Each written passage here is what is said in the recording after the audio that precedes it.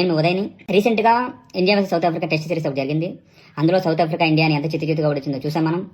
దానికి గల కారణాలు కొన్ని నేను మీతో పంచుకోవాలనుకుంటున్నాను. అందులో ముఖ్యంగా ఫస్ట్ లాస్ట్ టైం ఇండియాని వైట్ వాష్ సౌత్ ఆఫ్రికా ఎప్పుడు చేసింది తెలుసా మీకు? 2000 ఇయర్లో. అప్పుడు వాళ్ళ దగ్గర ఒక మంచి టీం ఉంది. Graeme Smith, Herschelle Gibbs, Shaun Pollock, Makhaya Ntini, ఎంత మంచి టీం ఉండగా సరే మన హోమ్ గ్రౌండ్ లో వాళ్ళు మనం వైట్ వాష్ చేశారు. అప్పుడు ఇండియన్ బౌలింగ్ లైనప్ కానీ ఫీల్డింగ్ లైనప్ కానీ అంత స్ట్రాంగ్ ఉండేది కదా ఇప్పుడు అంతా. Okay, that's fine. రీసెంట్ గా ఇండియా వచ్చి మ్యాచ్ గెలవడమే కష్టం అనుకున్న టైంలో లాస్ట్ టైం మన న్యూజిలాండ్ వాళ్ళు వచ్చి మనం వైట్ వాష్ చేశారు. మళ్ళీ ఇప్పుడు వీళ్ళు. సో దీనికి రీజన్స్ ఏంటి? బేసిక్ గా ఇందులో 2 రీజన్స్ ఉంటాయి. ఒకటి మన ఎమోషనల్ గా మన బట్టలు చేసుకుని గంభీర్ని తీసేయాలి, రోహిత్ కోహ్లీ రావాలి, అశ్విన్ రావాలి, లేకపోతే శాస్త్రి రావాలి, ద్రావిడ్ రావాలి అని అనుకుంటే తప్పు. దీనికి కొన్ని టెక్నికల్ ఇష్యూస్ ఉన్నాయి. సో టెక్నికల్ ప్రాబ్లమ్స్ మీకు మీ ముందు పెట్టే ముందు ఈ సిరీస్ లో మన ఇండియన్ రికార్డ్స్ చూద్దాం ఒకసారి. లాస్ట్ మ్యాచ్ లో ఇండియా 408 రన్స్ తేడాతో ఓడిపోయింది. 408. Next south Africa bowling average 15.5. అట్లాగే వాళ్ళ స్పిన్నర్ హార్మర్ అని ఒకడు ఉన్నాడు. వాడి బౌలింగ్ యావరేజ్ వచ్చేసి 8.9.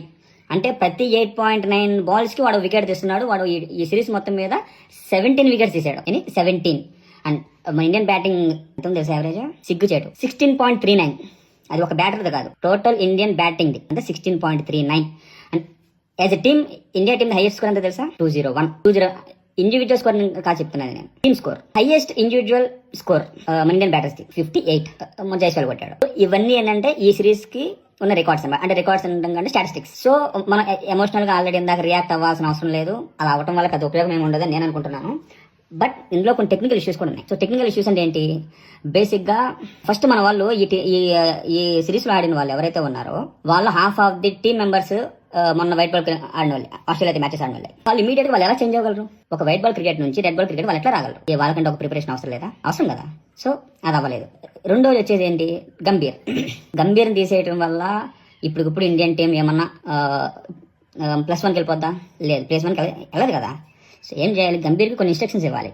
నీ మైండ్ సెట్ మార్చుకోరా బాబు అనాలి. అయితే ఓకేనా, అది పక్క పెట్టేద్దాం. దాని తర్వాత 2012-2013లో BCCI కొన్ని రూల్స్ తీసుకొచ్చింది.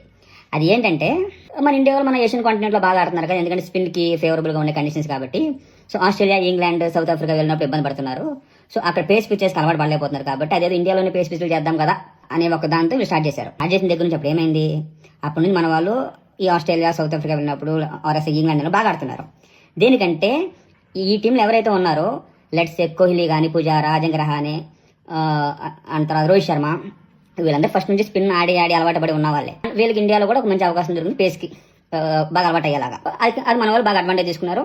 బాగుంది. ఇప్పుడు ఏం చేస్తున్నారు వీళ్ళు?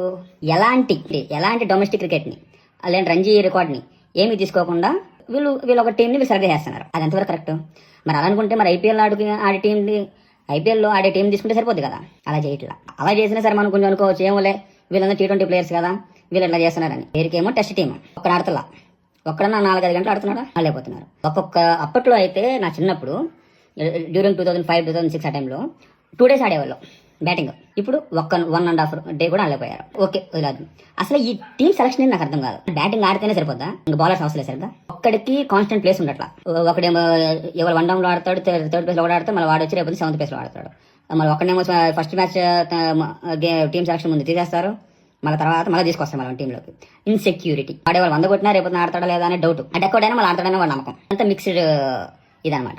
సరే, ఇదన్నీ ఇదైపోతే అసలు నా ఒపీనియన్ లో ఒక టెస్ట్ టీం అనేది ఎలా సెలెక్ట్ చేయాలంటే 6 బ్యాటర్స్ ఉండాలి, 6 స్పెషలిస్ట్ బ్యాటర్స్ ఉండాలి, 4 స్పిన్నర్స్ ఉండాలి. 4 స్పిన్నర్స్ కాదు, 4 బౌలర్స్ ఉండాలి. Depends upon the pitch. అది ఒకవేళ స్పిన్ కి ఫేవరబుల్ గా ఉంటే 3 స్పిన్నర్లు తీసుకోవచ్చు, లేదా 2 ఆల్రౌండ్ తీసుకుని 3 బౌలర్స్ అలా తీసుకోవచ్చు. లేదా ఫాస్ట్ బౌలింగ్ అనుకూలంగా ఉంటే 3 ఫాస్ట్ బౌలర్స్ తీసుకుని 1 స్పిన్నర్ తీసుకుని 1 ఆల్రౌండర్ తీసుకోవచ్చు. ఇంకొకటి ఎవడు ఉంటాడు, ఇంకొకటి వీడు ఉంటాడు, ఎవడు wicket keeper. 6 batsmen, 4 bowlers, 1 keeper. వాళ్ళు ఏం చేస్తున్నారు? అంత ఆల్రౌండర్లే. మన వాషింగ్టన్ సుందరం తీసుకున్నాము. 3rd place ఆడతాడు, 5th place లో ఆడుతున్నాడు, 7th place 8th place ఆడుతున్నాడు. నితీష్ కుమార్ రెడ్డి మనోడు ఓవర్ మొత్తం 14 ఓవర్లు ఆడతాడేమో. బౌలింగ్ కూడా ఎవరో బ్యాటింగ్ ఎప్పుడు వస్తాడు? 7th place 8th place లో వస్తున్నాడు. మెల్బోర్న్ లో 100 తర్వాత ఒక మంచి ఇన్నింగ్స్ చెప్పండి. వికెటింగ్ బౌలరా కాదు, ఆపర్చునిటీస్ ఇస్తున్నారు. ఇదే ఆపర్చునిటీ ఇదే సిరీస్ లో ఇదే మన హోమ్ గ్రౌండ్ లో ఆడుతున్నాం కాబట్టి కరుణ్ నాయర్ బేవస్సంగా ఆడాడు. సరే, లాస్ట్ ఇంగ్లాండ్ లో మంచి బ్యాటింగ్ చేయలేదేమో కానీ మంచిగా కానీ ఇండియన్ రంజీగా ఆడినప్పుడు ఇండియాలో కుప్పలు రన్స్ కొట్టాడు. తర్వాత ఈశ్వరన్ అయినా బాగా ఆడాడు. సో వీళ్ళందరూ ఏమైపోయారు? సో వీళ్ళని తీసుకోరు. ఎందుకు తీసుకోరు? మర్చిపోయి ఇంకొకటి ఉన్నాడు, వాడు సర్ఫరాజ్ ఖాన్. ఎంత మంచి బ్యాట్, 60+ యావరేజ్ ఉంది వాడికి. మనం కోహ్లీకి 50+ యావరేజ్ ఉంటేనే సంకల్పం గుర్తేసుకుంటున్నాం. తురుము తోపు అనుకుంటా 60+ యావరేజ్ ఉంది. అదేంటంటే మన డ్రెస్సింగ్ రూమ్ లో ఉన్న సీక్రెట్స్ అని బయటపెడుతున్నాను. డ్రెస్సింగ్ రూమ్ లో టీం మధ్య సీక్రెట్స్ ఏముంటాయి? నీకు నచ్చ తీసేసారు అంతే. దానికి కారణం నీకు 2024 నుంచి ఈ రోజు వరకు మన ఇండియాలో 24 న్యూ ప్లేయర్స్ వచ్చారు.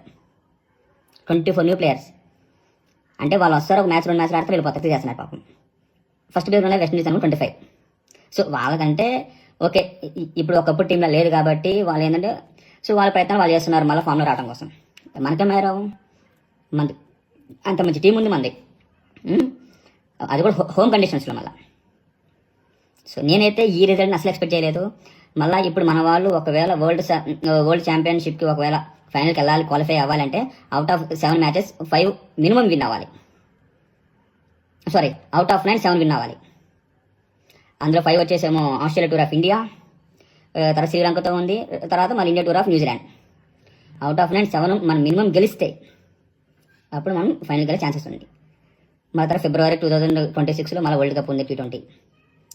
వీళ్ళు ఏదైతే రికార్డ్స్ 20-25 ఇయర్స్కి ఏదైతే బ్రేక్ అవ్వలేదో అయ్యే టార్గెట్ పెట్టుకున్నట్టున్నారు వీళ్ళు.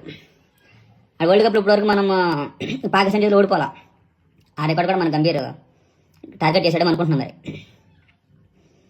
సో కొంచెం బాధగానే ఉంది. నేను మ్యాచ్ చూసిన తర్వాత అయిపోయిన తర్వాత ఏంద్రా మనకేంటి ఎట్లా అయింది అసలు. మన ఇండియాలో 24 న్యూ ప్లేయర్స్ వచ్చారు. 24 న్యూ ప్లేయర్స్ అంటే వాళ్ళు వస్తారు, ఒక మ్యాచ్ 2 మ్యాచ్లు ఆడితే వెళ్ళిపోతారు, చేస్తున్నారు పాపం. ఫస్ట్ ప్లేయర్ వెస్ట్ ఇండీస్ అనుకో 25. సో వాళ్ళకంటే ఓకే, ఇప్పుడు ఒకప్పుడు టీంలో లేదు కాబట్టి 24 న్యూ ప్లేయర్స్ అంటే వాళ్ళు వస్తారు, ఒక మ్యాచ్ 2 మ్యాచ్లు ఆడితే వెళ్ళిపోతారు, చేస్తున్నారు పాపం. ఫస్ట్ ప్లేయర్ వెస్ట్ ఇండీస్ అనుకో 25. సో వాళ్ళకంటే ఓకే, ఇప్పుడు ఒకప్పుడు టీంలో లేదు కాబట్టి వాళ్ళు ఏంటంటే సో వాళ్ళ ప్రయత్నం వాళ్ళు చేస్తున్నారు మళ్ళీ ఫామ్లో రావడం కోసం. మనకేం రావు, మంది అంత మంచి టీం ఉంది మంది, అది కూడా హోమ్ కండిషన్స్లో మళ్ళీ. సారీ, అవుట్ ఆఫ్ 9 7 విన్ అవ్వాలి. అందులో 5 వచ్చేసేమో ఆస్ట్రేలియా టూర్ ఆఫ్ ఇండియా, తర్వాత శ్రీలంకతో ఉంది. సారీ, అవుట్ ఆఫ్ 9 7 విన్ అవ్వాలి. అందులో 5 వచ్చేసేమో ఆస్ట్రేలియా టూర్ ఆఫ్ ఇండియా, తర్వాత శ్రీలంకతో ఉంది, తర్వాత మళ్ళీ India tour of New Zealand. Out of 9 7 మనం మినిమం గెలిస్తే అప్పుడు మనం ఫైనల్కి వెళ్ళే ఛాన్సెస్ ఉంది. వీళ్ళు ఏదైతే రికార్డ్స్ 20-25 ఇయర్స్కి ఏదైతే బ్రేక్ అవ్వలేదో అయ్యే టార్గెట్ పెట్టుకున్నట్టున్నారు వీళ్ళు. ఆ వరల్డ్ కప్లో ఇప్పటివరకు మనం పాకిస్తాన్ చేతిలో ఓడిపోవాలా, ఆ రికార్డ్ కూడా మన గంభీర్ టార్గెట్ చేసాడేమో అనుకుంటున్నాం మరి. సో కొంచెం బాధగానే ఉంది. ఆ రికార్డ్ కూడా మన గంభీర్ టార్గెట్ చేసాడేమో అనుకుంటున్నాం మరి. సో కొంచెం బాధగానే ఉంది. నేను మ్యాచ్ చూసిన తర్వాత అయిపోయిన తర్వాత ఏంద్రా మనకేంటి ఎట్లా అయింది అసలు. అశ్విన్ ఉంటే వాళ్ళకున్న లెఫ్ట్ హ్యాండర్స్కి ఒకరోజు కూడా వాళ్ళు ఆడలేరు, ఆ నమ్మకం నాకుంది. ఒక్కటి స్వీప్ షాట్ ఆడలేకపోతున్నాడు. సో అయిపోయింది ఆడలేకపోతున్నాడు. సో అయిపోయింది. ఇంకా మళ్ళీ 7 months తర్వాత మళ్ళీ టెస్ట్ సిరీస్ ఉంది. అప్పటి వరకు మన వాళ్ళు మళ్ళీ ఈ T20లు వన్డేలు ఆడుకుంటారు. అప్పుడన్నా కరెక్ట్ ప్రాక్టీస్తో వచ్చి మంచి రిజల్ట్ వస్తే బాగుందని అనుకుంటున్నా. అసలు వీళ్ళు ఏం చేయాలంటే ఎవడైతే టెస్ట్ టీంకి ఆడతాడో అప్పుడు అందరూ వస్తారు. ఇటు వీళ్ళు కోటి రూపాయలకి ఏం వస్తారు? ఐపీఎల్ ఒక 40-45 డేస్ కష్టపడితే వచ్చేస్తున్నారు డబ్బులు వాళ్ళకి. అలాంటి 5 రోజులు ఫీల్డింగ్ చేయాలి, 5 రోజులు గ్రౌండ్ ఉండండి, ఉండరు కదా ఎవడు. ఇవాళ అందరూ ఈజీ మనీ కలవడబడ్డారు. హార్డ్ 3 years గేమ్ ఆడుతూ చాలా అన్నట్టున్నారు. మీ ఒపీనియన్ అంటే ఒకసారి మీరు కూడా నాకు షేర్ చేయండి కామెంట్ రూపంలో. వీడియో నచ్చితే లైక్ కొట్టండి, యాజ్ వెల్ యాజ్ షేర్ చేయండి. ఎలాంటివి మీకు నేను ఏదో ఒక ఇష్యూ మీద నేను మీ ముందుకు వస్తూ ఉంటాను, మీరు నాకు సపోర్ట్ చేస్తూ ఉండండి. Thank you.